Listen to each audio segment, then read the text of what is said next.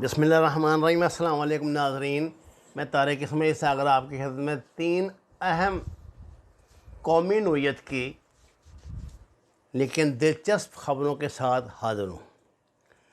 सबसे पहली ख़बर तो सिंध हुकूमत के हवाले से आपकी खिदमत में ये है कि इंसानों का बेपनाह दर्द रखने वाली इस हुकूमत ने, चूँकि तमाम जो काटने वाले पागल कुत्ते थे वो भी मार दिए हैं और दीगर मसाइल भी सारे हल हो गए हैं, तो उन्होंने 62 करोड़ रुपया सिंध के लाइव स्टॉक डिपार्टमेंट को जारी किया है।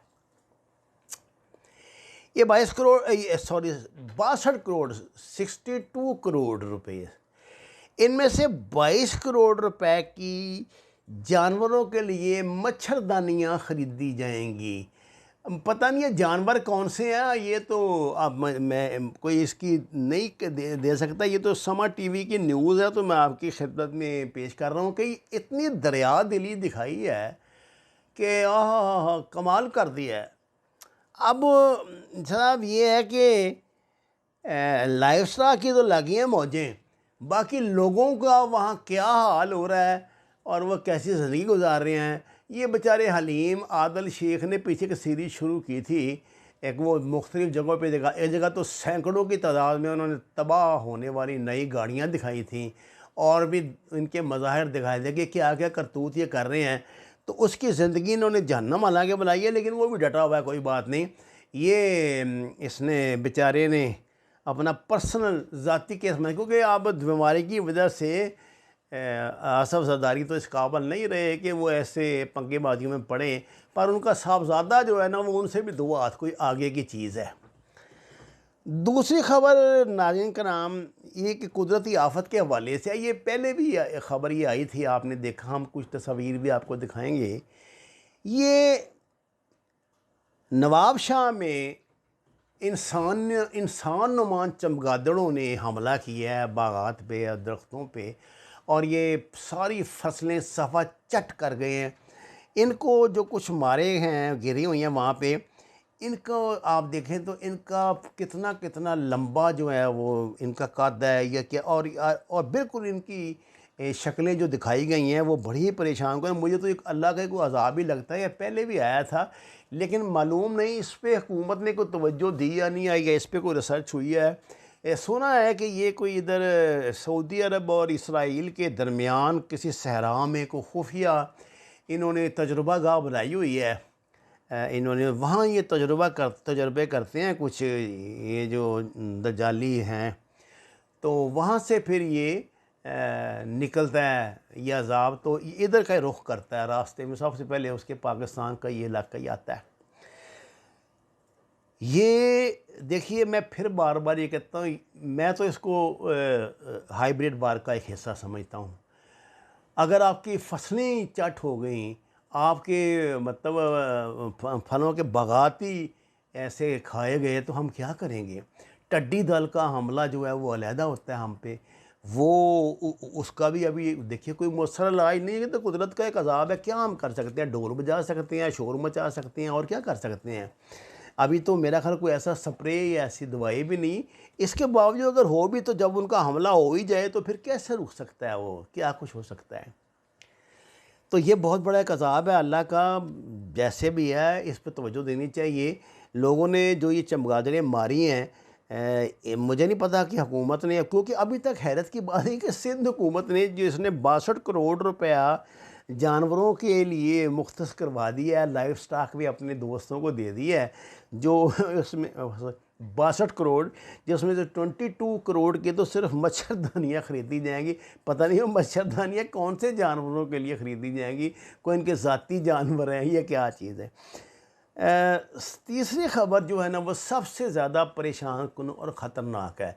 आप ये बात जानते हैं कि प्राइम मिनिस्टर ने बतौर ख़ास पहले दिन से ना दरख्तों की दरख्त लगाने पर बहुत तवज्जो दिया है। मौसम की तब्दीली के हवाले से प्रेस कॉन्फ्रेंसें भी की हैं, एनवायरनमेंट के हवाले से वो कॉन्शियस भी रहते हैं, और पीछे इन्होंने बड़ा फड्डा भी किया रखा था। वो कह रहे थे पता नहीं हमने 10 करोड़ दरख्त लगाए हैं, वो कह रहे थे कि पैसे खा गया, ये कर गया, वो जिस तरह हमेशा वो करते हैं। लेकिन आपने देखा कि जिन इलाकों में हुकूमत ने दरख्त लगाए थे इसमें KPK में, वहाँ मौसम में तब्दीली आई है और इसके बड़े अच्छे असरात भी मुरतब हुए हैं। जब ये लगा रहे थे ना दरख्त वहाँ पे, तो आपने देखा PTM जो है ना वो उखाड़ रही थी उनको। ये भी अल्लाह माशाल्लाह, इसका मतलब उनकी कोई तकलीफ़ दे बात ही होगी उनके लिए। अब नाज़रीन कराम, मैं आपको ये बताना चाहता हूँ कि एक तो मैंने आपको कल भी बताया था कि ऐसे शवाहद और ख़बरें इस वक्त सोशल मीडिया पे मौजूद हैं कि ये जो हमारी गलियात हैं और जो हमारे ये मरी के जंगलात हैं, इनमें आग लगाने की कोशिश भी की जाती है और टिम्बर माफिया ने यहाँ ठीक ठाक काम दिखाया हुआ है। मैं आपको एक किसी ने दोस्त ने वहाँ से कुछ तस्वीरें भेजी हैं। ये जगह ठंडियानी के नज़दीक करीबन 2 किलोमीटर दूर है। इसका नाम है सत्तू बंगला। यह सत्तू बंगला जो है ना, इसको असल में गवर्नमेंट फॉरेस्ट हाउस भी कहते हैं। इसमें बेदर्दी से देवदार के और बड़े बड़े जो दरख्त हैं वो काटे जा रहे हैं, कोई पूछने वाला नहीं। और यह सिलसिला मुकामी लोग बताते हैं कि एक अरसे से जारी है। मैं आपको सिर्फ कुछ तस्वीरें इनकी दिखा रहा हूँ, आप अंदाज़ा कर सकते हैं कितने कितने बड़े दरख्त इन ज़ालिमों ने काटे।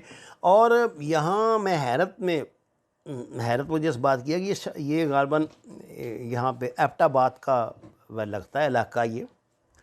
और ये गलियात जो हैं आपको पता है मशहूर हैं इनके लिए। ये सैकड़ों हज़ारों दरख्त जो कट जाते हैं, क्या अंधे लूले लंगड़े जो वहाँ के फॉरेस्ट ऑफिसर्स हैं या दूसरे, इनको दिखाई नहीं देते। नाज़रीन कराम, मैं को पहला बंदा नहीं हूँ जो आपको इसकी निशानदेही कर रहा हूँ।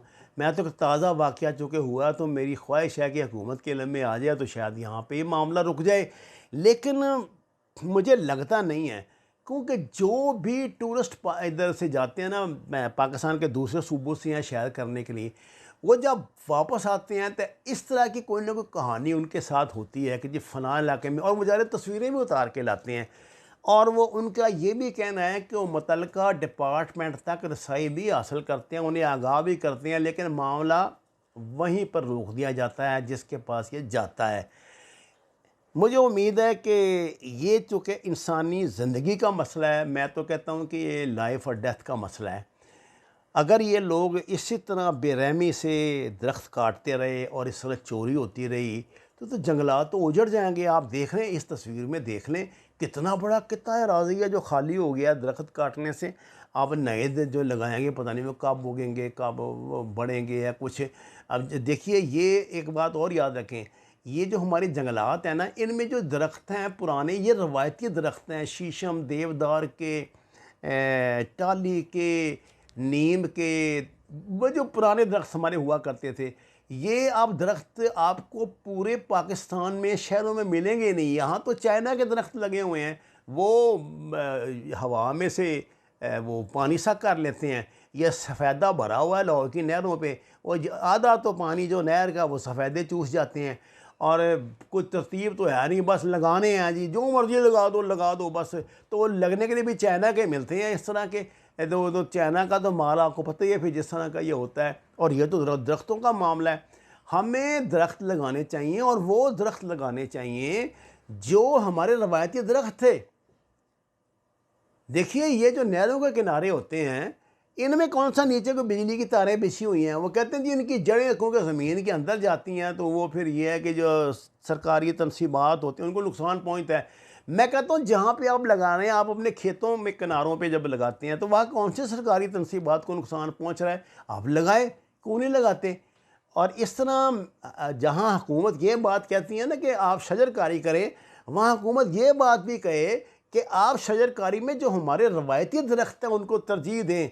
ये जो हैं जो रातों रात ये बांस के दरख्त और ये सफ़ेदे के दरख्त और ये दूसरे तो नाम ही नहीं मुझे आते। मेरे तो इस कॉलोनी में जितने दरख्त लगे हुए हैं सब चाइना के हैं, और किसी का नाम नहीं, मुझे तो नहीं पता। शायद किसी बागबान को पता हो, तो मैं नहीं कह सकता। मेरा ख्याल मालियों को भी नहीं पता इनके नाम। और अजीब ये दरख्त हैं सिर्फ खूबसूरती के लिए। ये आपको आगे जो इनके असरात होते हैं उनके लिए तो बड़े वो पुराने दरख्त चाहिए, जो देवदार के और जो और शीशम और जो होते थे वो बरगद के और ये और दूसरे, वो दरख्त आपको चाहिए कि कुछ ना कुछ उनका भी शेयर करें। नीम के दरख्त आप लगाएं, इससे कई बीमारियां टलती हैं। और नीम तो आसानी से मिल जाती है, कुछ नहीं मिलता तो दरेक लगाएं, कुछ लगाएं। मैं कहता हूँ ऐसे शतूत के दरख्त लगाएं। क्या पाकिस्तान में ऐसे दरख्त नहीं हैं जो आपको फल भी देते हैं? शतूत के दरख्त लगाएं। शतूत का फल जो है इसकी आप एक्सपोर्ट कर सकते हैं इसको, क्योंकि हो तो सोचने वाला इन मामलात में ना, बस पैसा आया लगा दो। जैसे ये सिंध गवर्नमेंट ने 62 करोड़ रुपया जो है वो जानवरों की मच्छरदानियों के लिए दे दिया है। अब इनकी मर्ज़ी है, क्योंकि काबू आया हुआ है, मुल्क जो मर्ज़ी करते फिर भी नजर कम दरख्वास्त है। कुरान और नमाज को तर्जमे के साथ जानिए। हमारे चैनल को लाइक्स दें, सब्सक्राइब करें। आपका शुक्रिया।